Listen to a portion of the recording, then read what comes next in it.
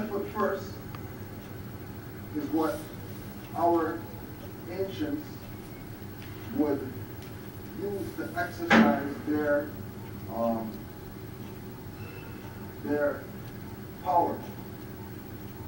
So if you go to all the statues and all these things that they have in ancient Egypt, you would see all the pictures with the man standing with his left foot first. And then they'll have like a staff, or they'll have a crook or something. Or he'll just be standing up, but he'll have his left foot first. Because that is what our ancestors dealt with. Because we were travelers. And in order for you to get rid of the evil that is out here, like you have to move the left foot first. And moving left foot first means that you move in the way of your ancestors. You're not just walking just because you just want to walk. Like you're walking because you know something about yourself that all these people out here don't know.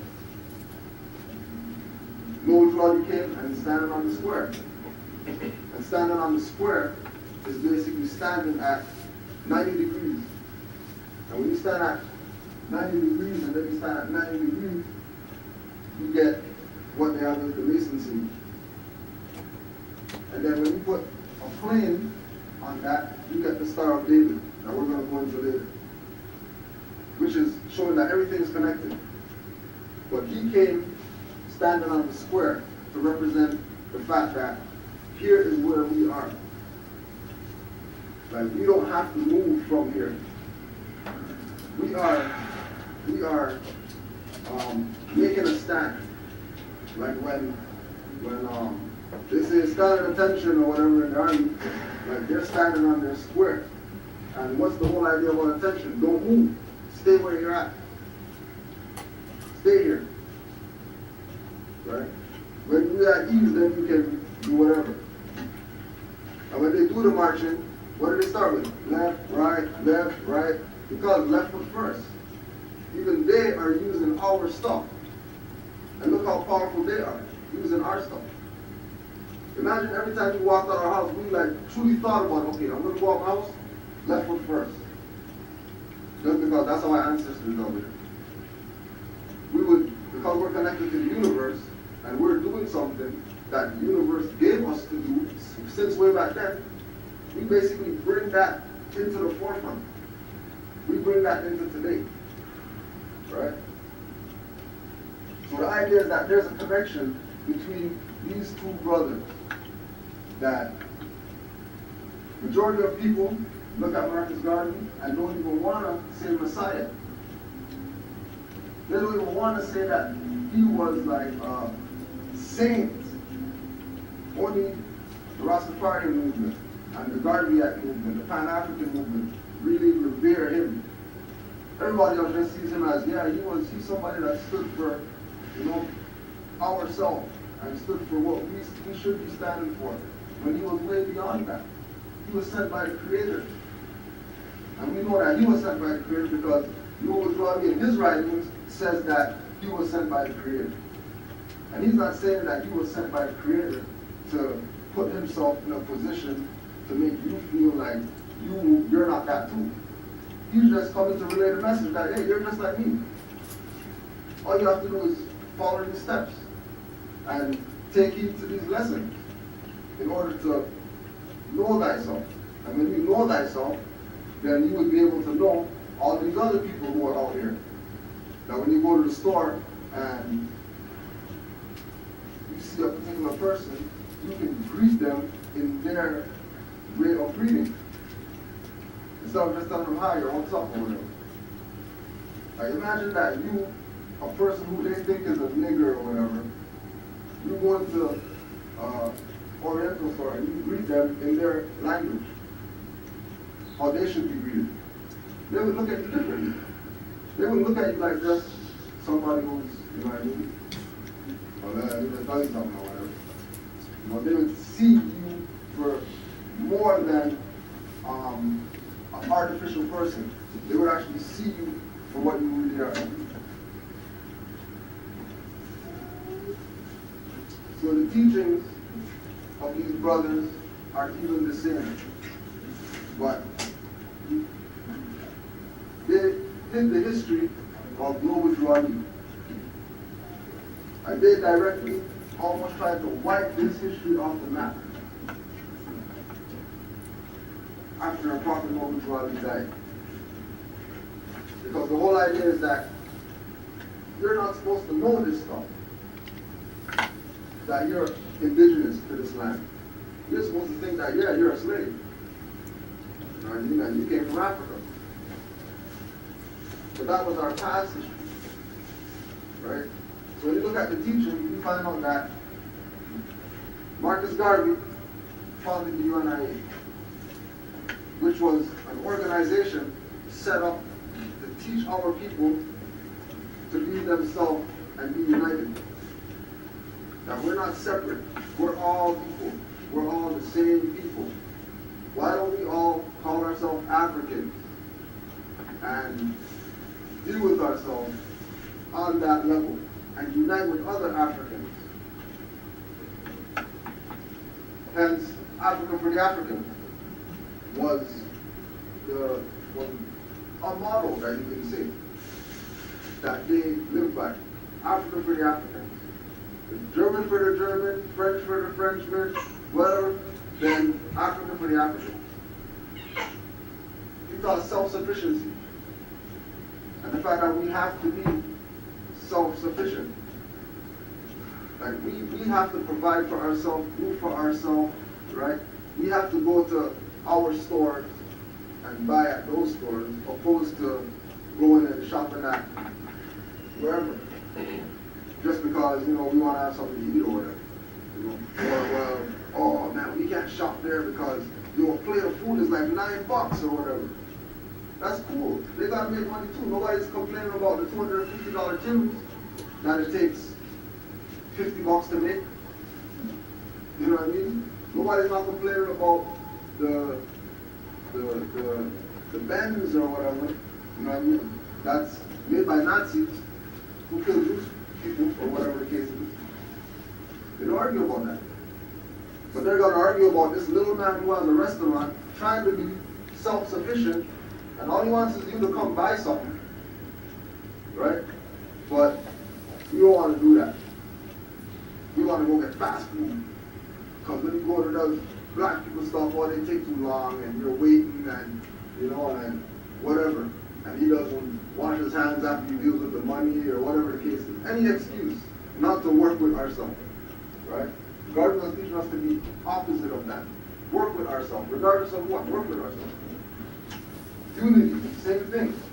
When we united and we deal with self-sufficiency, we would actually grow into something.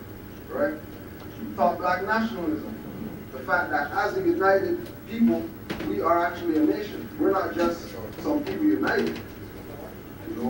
Like how China is a nation and they're united, and you know that, okay, when you ask the Chinese person, what's your name? He's going to tell you a Chinese name. Back to Africa, the fact that we should not be anywhere but there. But really, everywhere is where we're from. So we're not from just somewhere. We're from everywhere. Like that's the divine teachings. That's ancient mystery school information. Because him telling us back to Africa means that he's studying our history. And he knows about our history. He's not just saying back to Africa because it's catchy or it goes along with the things that he's teaching. He's saying that because he understands what really is going on. It's just that his concept was distorted. Because he had a heavy burden because he had to do a lot of the stuff by himself. A lot of stuff that he did later on in his career. Things like just dealing with the whole tax thing and the whole thing with, they're going to stop the Black Star Liner because of whatever. They just want to make up mail fraud and they want to make up this and that. You know, I mean, all of these things is things that he shouldn't have been dealing with. And he wouldn't have been dealing with it if he would have stuck with the principles, right? That basically he was taught, but he wasn't taught them directly because he was never a member of any of these other organizations per se, right? He was directly involved with these people just through, or more so them involved with him to assist him in what he was doing. Because they knew that he needed assistance, but a lot of these people had their own obligations, right? So Noble Jordan founded the Moorish Science Temple of America. He taught about nationality and birthrights, right? The principles that Noble Jordan brought to us was love, truth, peace, freedom, and justice. He thought that we were indigenous to North America, South America, Central America, and he thought that we have our divine constitution and bylaws. Marcus Garvey taught that we have a Declaration of Rights of Negro peoples in the world that they created through the UNIA. So these two organizations, the UNIA and the Moorish Science Temple, were directly related with regard to their dispersing of information to the people out there. Because both of them were telling people that you're not, just some African savages or whatever the case is. You're actually, you have a legacy. And your legacy goes back millions of years, right?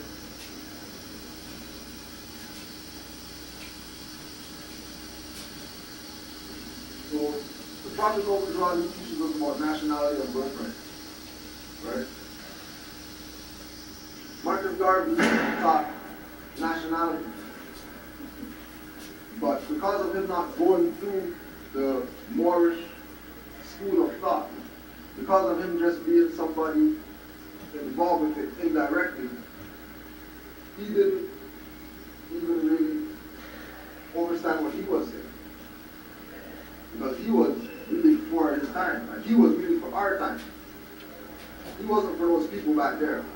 Because the majority of those people back there that he was reaching out to were the people who were considering themselves slaves or whatever the case is. You know what I mean? The people who that Noble Jordan were reaching out to was everybody, including Garvey, and all the people of his movement. You know what I mean? So Marcus Garvey taught for this nationality. Within modern times, the Negro race has not had a real statesman, and the masses of our people have always accepted the intentions and actions of the statesmen and leaders of other races as being directed in our interests as a group, in conjunction with the interests of others. Such a feeling on our part caused us to believe that the Constitution of the United States was written for Negroes, as well as the constitutions of England, France, Italy, Germany, and other countries, where Negroes happen to have their present domicile either as citizens or as subjects. Now, something key is Constitution of the United States was written for Negroes. The Constitution of the United States, as well as other constitutions of earth, were created by foreigners in order to make people artificial people, by calling them Negro, black, colored, Chinese, African, instead of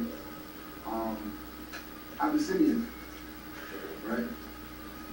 Calling them Jews instead of calling them Germans, what they really are, right? When he's talking about Negroes having to have domicile. Domicile is where you live. Domicile isn't just everyday talking. Like, that's a law term.